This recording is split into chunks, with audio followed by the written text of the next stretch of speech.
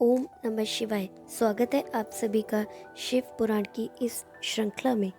आज प्रारंभ करते हैं श्री शिव महापुराण के विंध्येश्वर संहिता का तीसरा अध्याय, जिसके अंतर्गत साध्य, साधन आदि का विचार के बारे में बताया गया है। व्यास जी बोले, सूत जी का यह वचन सुनकर वे सब महर्षि बोले, अब आप हमें वेदांत के सार के स्वरूप अद्भुत शिव पुराण को सुनाइए। मुनियों का यह वचन सुनकर अतिशय प्रसन्न हो वे सूत जी शंकर जी का स्मरण करते हुए उन श्रेष्ठ मुनियों से कहने लगे। सूत जी बोले, आप सब महर्षिगण रोग शोक से रहित कल्याण में भगवान शिव का स्मरण करके वेद के सारत्व से प्रकट पुराण प्रवर शिव पुराण को सुनिए, जिसमें भक्ति, ज्ञान और वैराग्य इन तीनों का प्रतिपूर्वक गान किया गया है और वेदांत वेग सद स्तुति का विशेष रूप से वर्णन किया गया है। हे ऋषिगण, आप अब लोग वेद के सारभूत पुराण को सुने। बहुत काल में पुनः पुनः पूर्व कल्प व्यतीत होने पर इस वर्तमान कल्प में जब सृष्टि कर्म आरंभ हुआ था, उन दिनों 6 कुलों के महर्षि परस्पर वाद विवाद करते हुए कहने लगे, अमूक वस्तु सबसे उत्कृष्ट है और अमूक नहीं। उनके इस विवाद ने अत्यंत महान रूप धारण कर लिया। तब वे सब के सब अपनी शंका के समाधान के लिए सृष्टिकर्ता अविनाशी ब्रह्मा जी के पास गए और हाथ जोड़कर विनय भारी बाणी से बोले, हे प्रभु, आप संपूर्ण जगत का धारण पोषण करने वाले हैं तथा समस्त करुण से भी कारण हैं। यह हम जानना चाहते हैं कि संपूर्ण तत्वों से परे परात्व पुराण पुरुष कौन है। ब्रह्मा जी बोले, जहाँ से मन सहित वाणी उन्हें ना पाकर लौट आती है तथा जिनसे ब्रह्मा, विष्णु, रुद्र और इंद्र आदि से युक्त यह संपूर्ण जगत समस्त भूतों एवं इंद्रियों के साथ पहले प्रकट हुआ है, वे ही ये देव, महादेव, सर्वज्ञ एवं संपूर्ण जगत के स्वामी हैं। यही सबसे उत्कृष्ट उत्तम भक्ति से ही इनका साक्षात्कार होता है। दूसरे किसी उपाय से कहीं इनका दर्शन नहीं होता। रुद्र, हरिहर तथा अन्य देवश्वर सदा उत्तम भक्ति भाव से उनका नित्य दर्शन करना चाहते हैं। अधिक कहने की तो क्या आवश्यकता। भगवान शिव में भक्ति होने से मनुष्य संसार बंधन से मुक्त हो जाता है। देवताओं के कृपा प्रसाद से ही उनमें भक्ति होती है और भक्ति से देवता का कृपा प्रसाद प्राप्त होता है। ठीक उसी तरह जैसे यहाँ अंकुर से बीज और बीज से अंकुर उत्पन्न होता है, इसलिए हे द्विजो, आप लोग भगवान शंकर का कृपा प्रसाद प्राप्त करने के लिए भूतल पर जाकर वहाँ सहस्त्र वर्षों तक चलने वाले एक विशाल यज्ञ का आयोजन करें। इस यज्ञपति भगवान शिव की ही कृपा से वेदोक्त का विधा के सारभूत साध्य साधन का ज्ञान होता है। मुनिगण बोले, हे भगवान, परम साध्य क्या है और उसका परम साधन क्या है, उसका साधक कैसे होता है, ये सभी बातें यथार्थ रूप से कहें। ब्रह्मा जी बोले, शिव पद की प्राप्ति ही साध्य है, उनकी सेवा ही साधन है तथा उनके प्रसाद से जो नित्य नैमिक तत्व आदि फलों की ओर से निस्पर्श होता है, वही साधक है। वेदोक्त की कर्म का अनुष्ठान करके उसके महान फलों को भगवान शिव के चरणों में समर्पित कर देना ही परम परमेश्वर पद की प्राप्ति है। वही सालोक्य आदि के क्रम से प्राप्त होने वाली मुक्ति है। उन पुरुषों की भक्ति के अनुसार उन सबको उत्कृष्ट फल की प्राप्ति होती है। उस भक्ति के साधन अनेक प्रकार के, जिनका प्रतिपादन साक्षात महेश्वर ने किया है। उन्हें संक्षिप्त करके मैं सारभूत साधनों को बता रहा हूँ। कान से भगवान के नाम, गुण गान और लीलाओं का श्रवण, वाणी द्वारा उनका कीर्तन तथा मन के द्वारा उनका मनन, इन तीनों को महान साधक कहा गया है तात्पर्य यह है कि महेश्वर का श्रवण, कीर्तन और मनन करना चाहिए। यह श्रुति वाक्य हम सबके लिए प्रमाणभूत है। संपूर्ण मनोरथों की सिद्धि में लगे हुए आप लोग इसी साधन से परम साध्य को प्राप्त हों। लोग प्रत्यक्ष वास्तु को नेत्र से देखकर उसमें प्रवृत्त होते हैं, परंतु जिस वस्तु का कहीं भी प्रत्यक्ष दर्शन नहीं होता उसे श्रवण इंद्रिय द्वारा जान सुनाकर मनुष्य उनकी प्राप्ति के लिए चेष्टा करता है। अतः पहला साधन श्रवण ही है। उसके द्वारा गुरु के मुख से तत्वों का सुनकर बुद्धिशाली विद्वान पुरुष अन्य साधन कीर्तन एवं मनन की सिद्धि करें। क्रमशः मनन पर्यंत इस साधन की अच्छी तरह साधना कर लेने पर उनके द्वारा सालोक्य आदि के क्रम से धीरे धीरे भगवान शिव का संयोग प्राप्त होता है। पहले सारे अंगों के रोग नष्ट हो जाते हैं, तत्पश्चात सब प्रकार का लौकिक आनंद भी विलीन हो जाता है। अभ्यास के ही समय यह साधन कष्टप्रद है, किंतु बाद में निरंतर मंगल देने वाला है। चतुर्थ अध्याय के अंतर्गत श्रवण, कीर्तन और मनन इन तीनों साधनों की श्रेष्ठता का प्रतिपादन किया गया है। मुनिगण बोले, हे ब्रह्मा, मनन कैसे होता है, श्रवण का स्वरूप कैसे है और उनका कीर्तन कैसे किया जाता है, यथार्थ रूप में आप वर्णन करें। ब्रह्मा जी बोले, हे मुनि, भगवान शंकर की पूजा, उनके नामों का जप तथा उनके गुण, रूप, विलास और नाम का युक्ति परायण चित्त के द्वारा जो निरंतर परिशोधन या चिंतन होता है उसको मनन कहा गया है। वह महेश्वरी की कृपा दृष्टि से उपलब्ध होता है।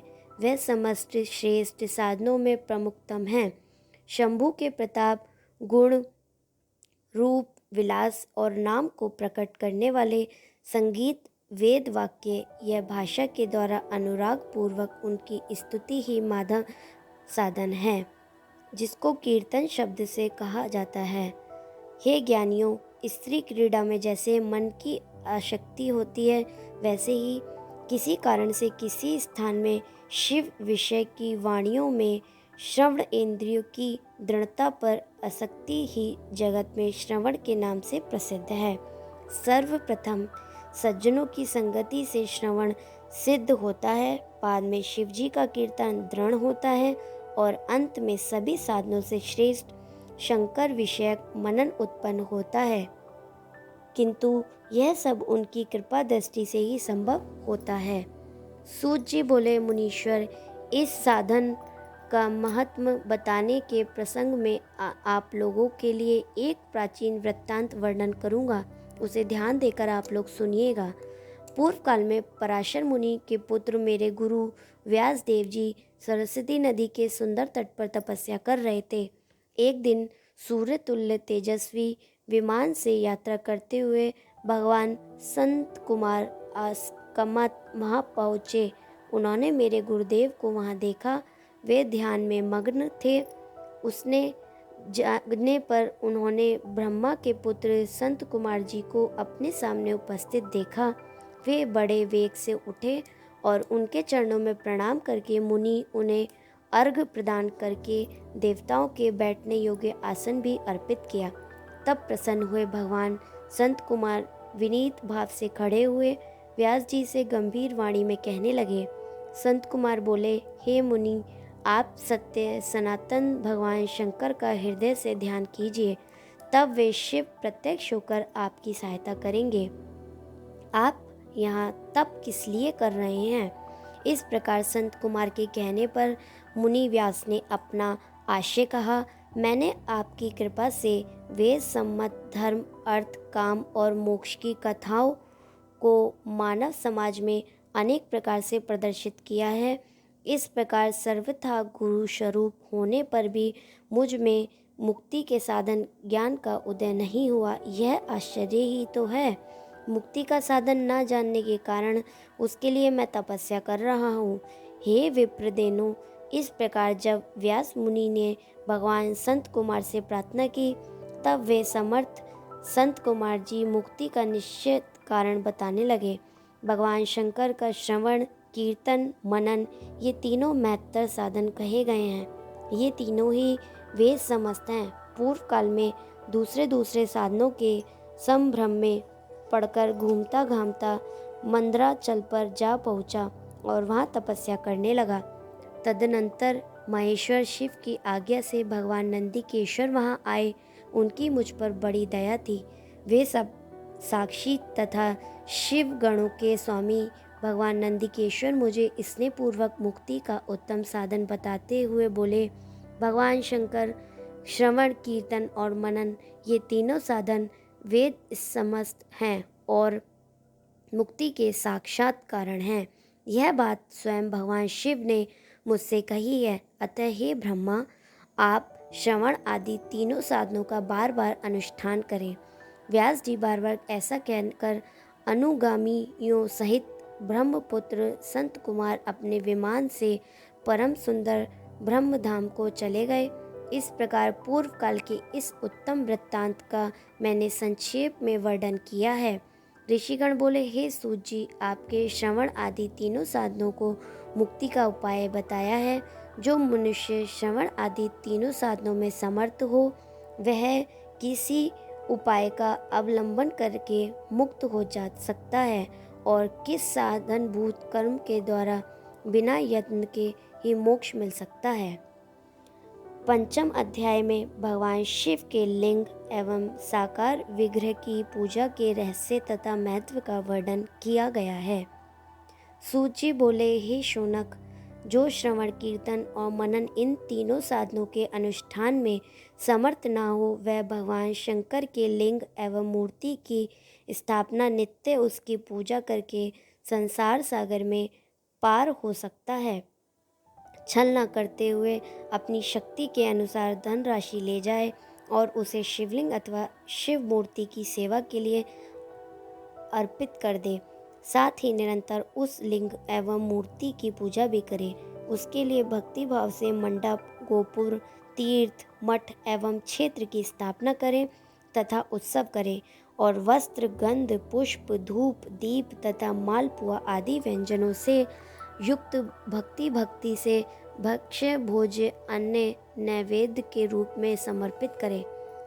छत्र, ध्वजा, व्यंजन, चामर तथा अन्य अंगों सहित रजोपचारी भक्ति सब वस्तुएं भगवान शिव के लिंग एवं मूर्ति पर चढ़ाएं।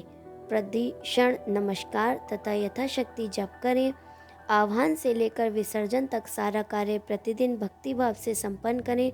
इस प्रकार शिवलिंग अथवा शिव मूर्ति में भगवान शिव की पूजा करने वाला पुरुष श्रवण आदि साधनों का अनुष्ठान न करे तो भी भगवान शिव की प्रसन्नता से सिद्धि प्राप्त कर लेता है। पहले के बहुत से महात्मा पुरुष लिंग एवं शिव मूर्ति की पूजा करने मात्र से भवबंधन से मुक्त हो चुके हैं। ऋषिगण बोले, मूर्ति में ही सर्वत्र देवी देवताओं की पूजा होती है, परंतु भगवान शिव की पूजा सब जगह मूर्तियों में और लिंग में भी क्यों की जाती है। सूत जी बोले, हे मुनीश्वर, आप लोगों को यह प्रश्न तो बड़ा ही पवित्र और अत्यंत अद्भुत है। इस विषय में महादेव जी वक्ता हो सकते हैं। कोई पुरुष कभी और कहीं भी इसका यथार्थ प्रतिपादन नहीं कर सकता। इस विषय में भगवान शिव ने जो कुछ कहा है, मैं उसे मेरे गुरुजी के मुख से जिस प्रकार सुना है उसी तरह क्रमशः वर्णन करूंगा। एकमात्र भगवान शिव ही ब्रह्म रूप होने के कारण निष्कल यानी निराकार कहे गए हैं। रूपवान होने के कारण उन्हें सकल भी कहा गया है, इसलिए वे सकल और निष्कल दोनों ही हैं। शिव के निष्कल यानी कि निराकार होने के कारण ही उनकी पूजा का आधारभूत लिंग भी निराकार ही प्राप्त हुआ है, अर्थात शिवलिंग जिस शिव के निराकार स्वरूप का प्रतीक है। इस तरह शिव के सकल या साकार होने के कारण उनकी पूजा का आधारभूत विग्रह साकार प्राप्त होता है, अर्थात शिव का साकार विग्रह उनके साकार स्वरूप का प्रतीक होता है। सकल और अकल समस्त अंग आकार सहित साकार और अंग आकार से सर्वत्र रहित निरंकार रूप होने से ही ब्रह्म शब्द से कहे जाने वाले परमात्मा हैं। यही कारण है कि सबसे लोग लिंग और मूर्ति दोनों में ही सदा भगवान शिव की पूजा करते हैं। शिव से भिन्न जो देवता हैं वे साक्षात ब्रह्म नहीं हैं, इसलिए कहीं भी उनके लिए निराकार लिंग नहीं उपलब्ध होता। अतः सुरेश्वर यानी कि इंद्र और ब्रह्मा आदि देवगण भी निष्कल लिंग में पूजित नहीं होते। सभी देवगण ब्रह्म न होने से अपितु सगुण जीव होने के कारण केवल मूर्तियों में ही पूजे जाते हैं। शंकर के अतिरिक्त अन्य देव को जीवत्व और सदाशिव का ब्रह्मत्व वेदों के सारभूत उपनिषदों से सिद्ध होता है। वहाँ प्रणव के तत्व स्वरूप से भगवान शिव का ही प्रतिपादन किया गया है। इसी प्रकार पूर्व में मंदराचल पर्वत पर ज्ञानवान ब्रह्मपुत्र संत कुमार मुनि नंदिकेश्वर से प्रसन्न किया था। संत कुमार बोले, हे भगवान शिव के अतिरिक्त उनके वश में रहने वाले जो अन्य देवता हैं उन सब की पूजा के लिए सर्वत्र प्रायः वे मूर्ति यानी कि मात्र ही अधिक संख्या में देखा और सुना जाता है। केवल भगवान शिव की ही पूजा में लिंग और वेर दोनों का उपयोग देखने में आता है। अतः हे कल्याण में नंदिकेश्वर, इस विषय में जो तत्व की बात हो उसे मुझे इस प्रकार बताइए जिससे अच्छी तरह समझने में आ जाए। नंदिकेश्वर तब बोलते हैं कि हे निष्पाप ब्रह्म कुमार, हम जैसे लोगों के द्वारा आपके इस प्रश्न का कोई उत्तर नहीं दिया जा सकता, क्योंकि यह एक गोपनीय विषय है और लिंग साक्षात ब्रह्मा का प्रतीक है। इस विषय में भगवान शिव ने जो कुछ बताया है उसे मैं आप शिव भक्त के समक्ष कहता हूँ। भगवान शिव ब्रह्म स्वरूप और निष्कल हैं, इसीलिए उनकी पूजा में निष्कल लिंग का उपयोग होता है। संपूर्ण वेदों का यही मत है कि वे ही सकल हैं। इस प्रकार वे निराकार तथा साकार दोनों हैं। भगवान शंकर निष्कल निराकार होते हुए भी कलाओं से युक्त हैं, इसलिए उनकी साकार रूप में प्रतिमा पूजा भी लोक समस्त है। शंकर के अतिरिक्त अन्य देवताओं में जीवत्म तथा सगुण तत्व होने के कारण वेद के मत में उनकी मूर्ति मात्र में ही पूजा मान्य है।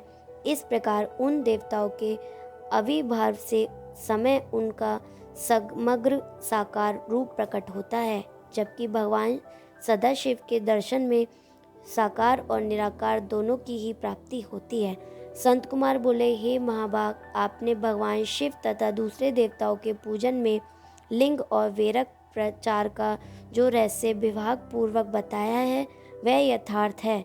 इसलिए लिंग और वेर की आदि उत्पत्ति जो उत्तम वृत्तांत है उसी को मैं इस समय सुनना चाहता हूँ। हे योगेंद्र, लिंग के प्रकट का रहस्य सूचित करने वाला प्रसन्न मुझे सुनाइए। नंदिकेश्वर बोले, हे वत्स, आपके प्रति प्रीति के कारण मैं यथार्थ रूप में वर्णन करता हूँ, सुनिए। लोक विख्यात पूर्व कल्प के बहुत दिन व्यतीत हो जाने पर एक समय महात्मा ब्रह्मा और विष्णु परस्पर लड़ने लगे।